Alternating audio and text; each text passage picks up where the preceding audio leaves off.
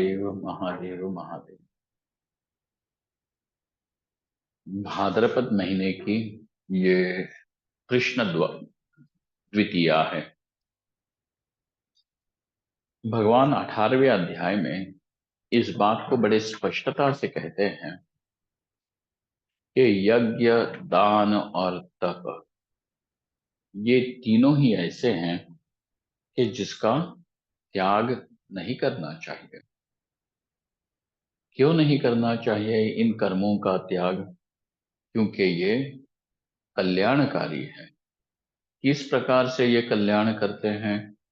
तो कहते हैं पावनानि मनीषिणाम।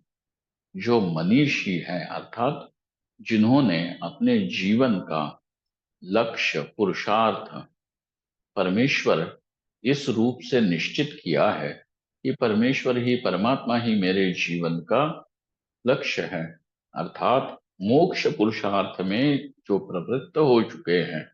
और कैसे मोक्ष पुरुषार्थ में प्रवृत्त है? निश्चय पूर्वक समझ कर कि जगत की कोई भी चीज, चाहे लौकिक हो चाहे अलौकिक जगत की भी चीज क्यों न हो, वो अंत तो गत्वा नश्वर है और पुनः संसार में ही डालेगी।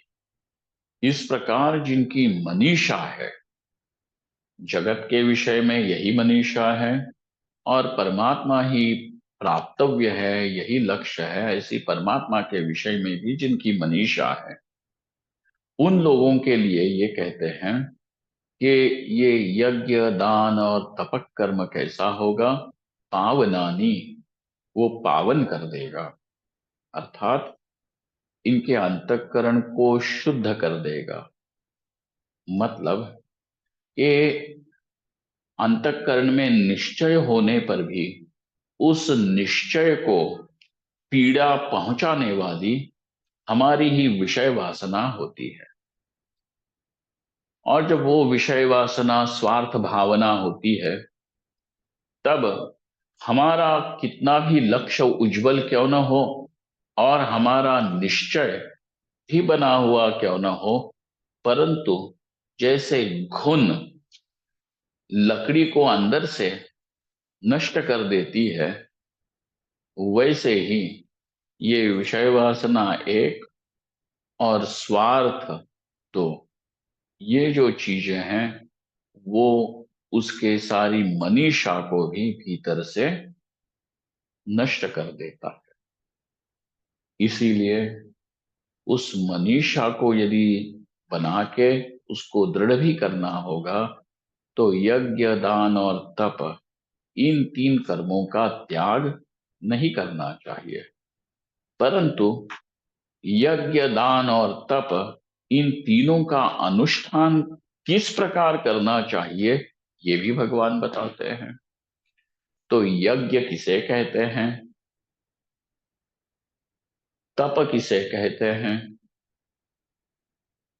और दान किसे कहते हैं, इनकी परिभाषा अपने पास होनी चाहिए। क्योंकि इन तीनों का अनुष्ठान ही हमारा जीवन बनेगा। इसीलिए यज्ञ, दान और तप, यही हमारा जीवन है, आध्यात्मिक जीवन है, यही साधना है, यह समझना चाहिए।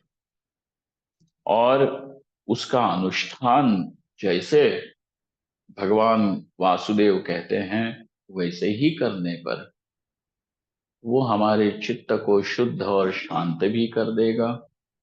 जितने मल अंदर बचे हुए हैं, इन मलों को भी पक्व करके उनको भी गला देगा और शुद्ध स्वच्छ शांत अंतःकरण से उस परम तत्व का दर्शन सुलभ होगा कि जिसको प्राप्त करके पुनः संसार गति में आना नहीं पड़ेगा।